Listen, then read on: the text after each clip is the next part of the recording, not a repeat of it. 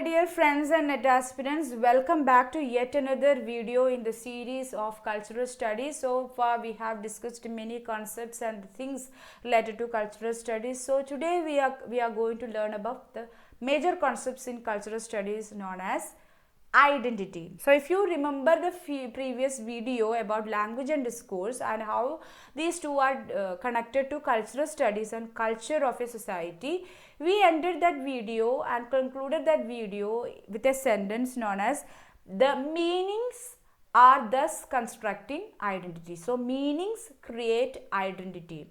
So meanings means a representation in a particular context, and through that representation we are creating meaning, and that meanings are circulated and exchanged and communicated in a society, and that meanings construct identity. So identity is another crust area that we are studying in cultural studies in academic sphere. So please pay ample attention to this particular concept, and if you have not yet subscribed to my channel, please subscribe to the channel, because we are going through this eminent topics in cultural studies. I don't want you to miss any of it, because if you miss one thing, then it will be very difficult for you to understand certain things. Now when we are discussing about we have already finished with some concepts in cultural studies, and I'm not going to revive and I'm not going to explain all those things in detail when we repeat that concepts in some other videos. Okay, so learn and understand one by one from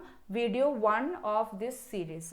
So identity, this video is going to be about identity, and let me introduce my other platforms here. See, I have a website known as www.highpoint.in, in which we have in which our team actually split it down the entire NTA syllabus for you under 10 major modules and topics, and under which you will find 900 plus audio lectures and 300 plus PDF downloadable materials about selected topics, and also a set of practice and the whole previous question papers as well for you to attempt live in the website once you subscribe to the course.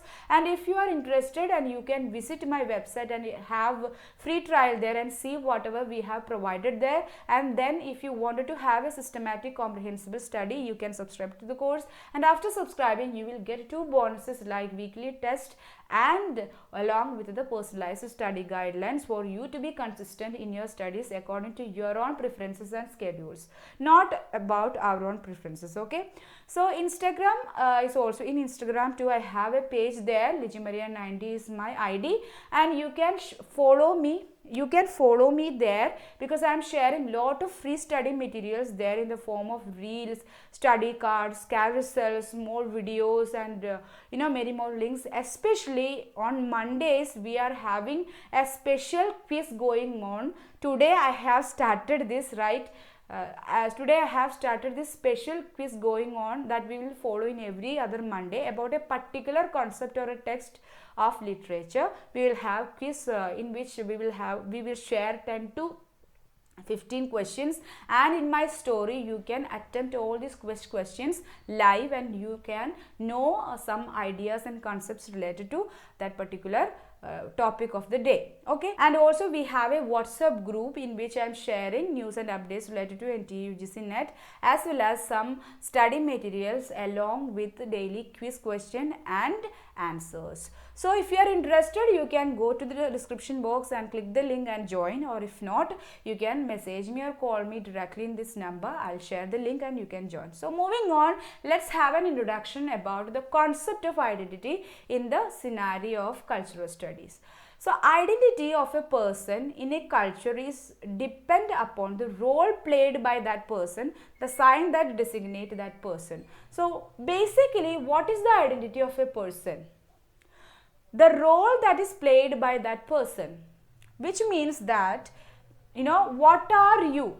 If you are a student, you are a female person, and your gender is also identified as a female, and you are a middle-aged person, and in that way, whatever role that you are playing in a society, that defines you, that gives you the identity. So that identity designate that person. Okay, So identity is created through experience, while representation is a significant part in experience. That means identity is created through experience means, take the example of gender differences, guys. See, you are supposed to behave in a certain way if you are a man. You are supposed to behave in a certain way if you are a woman. You are supposed to get married at this particular age if you are a female. If you are supposed to get, married and get a job and all if you are this, if you are a man. So in this way, this identity is created through various experiences. That we, identity is not just like that when you born one day and you have some identity. No, as life goes, we have many experiences, right? We will have many stages of our life, and we will go through certain experiences that will create identity. See, because of our experiences, females will get, most of them, they will be submissive, they will be pleasing other people, they will always consciously aware about what the people will say. Or if you are a man also, you will be haunted by these kind of things in your life, what the other people say, what they will think, or should I should not cry before everyone because that is so feminine. So in that way, we will have many experiences to create such an identity, and experience along with the representation are significant in creating identity. And experience is conception of signs, the making of meaning from signs, and the knowledge of meaning. So what is experience? Experience is conception of signs means you have a concept.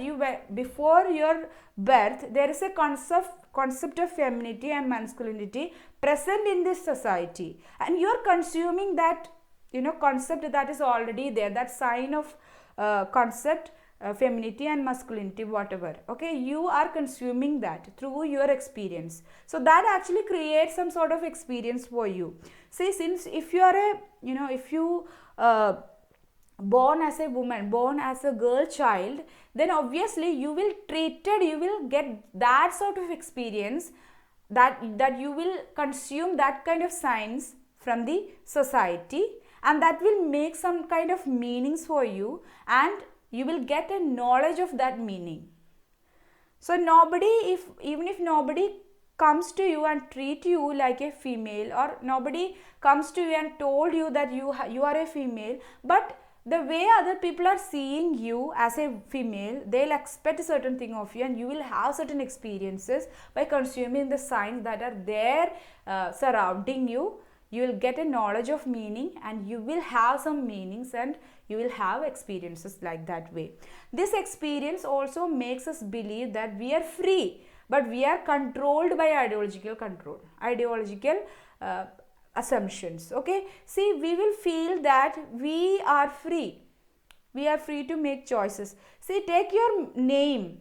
So this example I have already told you in the last video, but let me tell you it again. See, take the example of your own name.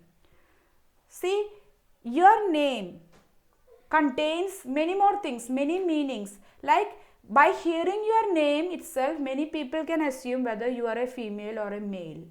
What is your gender? What is your situation? And what is your general location of you? What is your where you are located, your geographical location? What is your religion? What is your age group? In that way, many things can be arrived at. So it's not that you have given a particular name in a neutral way, in a very transparent way. No, if you are a Christian or a Muslim or a Hindu, you will have a particular name. You will have a particular kind of name. And if you are male or female, according to that also there will be variations. If you are a Hindu, then your name can be Sita or Radha. Or male, for male, your name can be Krishna, or your name can be Gopalan. So in that way, your meanings are created. It's not transparent. It is not that free. So you believe that you are free to think, but it is not like that. Everything is under ideological control, and we do not always have a power of choice. It's just an illusion generated through representation. See, we will feel that certain things are very neutral. So giving a boy child a toolkit to play, and also girl child a Barbie doll to play, these things are so neutral to people will think that it's obviously like that, it is quite natural, we have a power of choice. But actually we don't have that kind of a power of choice, because this is just an illusion created through representation, because representation will happen under the cover of certain power structures, or under the cover of certain context and discourse. See, giving toys to boys and girls, the situation demands two different approaches.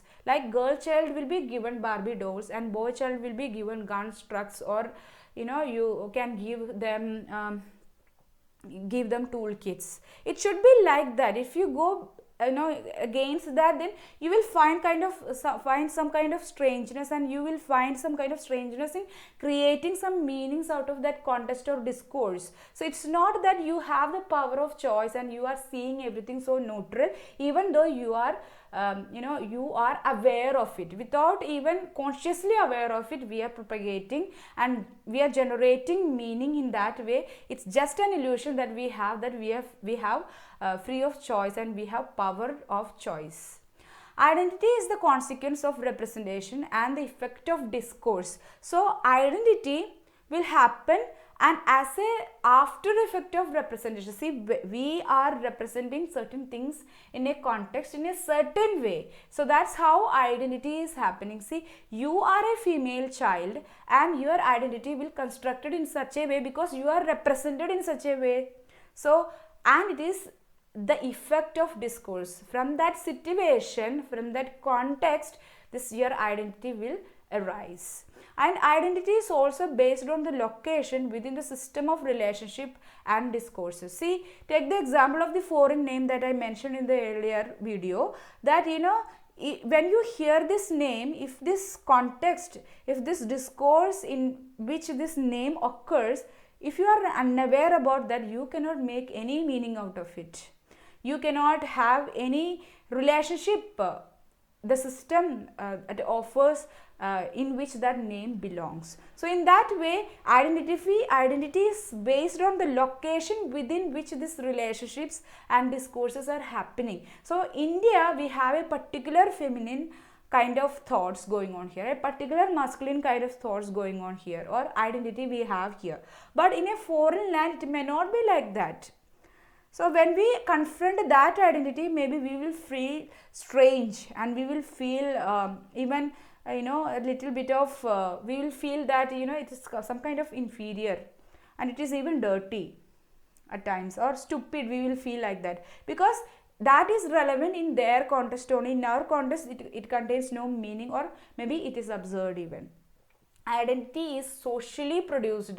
So it's not that a person who is living alone in a society, from a society, that person won't have any identity. Suppose a person alone living in a forest, away from that community, away from any other social contacts, then that person has no identity as far as this culture is contained. He is just a kind of wandering person there, nothing else. But if you are in a society, that society will produce some identity through representation and as an effect of discourse. Identity in cultural studies related to the question of agency, that how much power you have, how much capacity that you have to determine your own actions in life. So that is what agency. So how much power you have, how much agency you have, that determines your identity in cultural studies. See, agency is the capacity and power to determine one's action, and life is also socially produced. See, if you belong to a high class, if you are a man, then of course you have higher agency.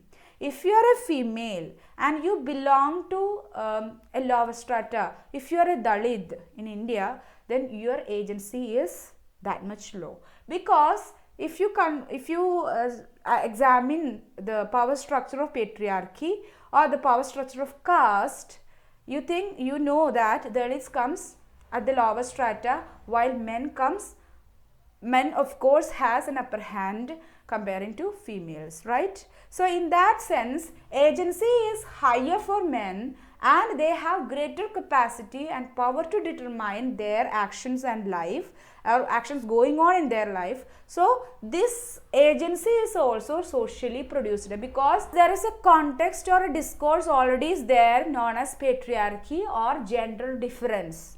Okay, so that social situation produced this agency or the capacity or the power to determine their action and life for men, which female most of the time lacks.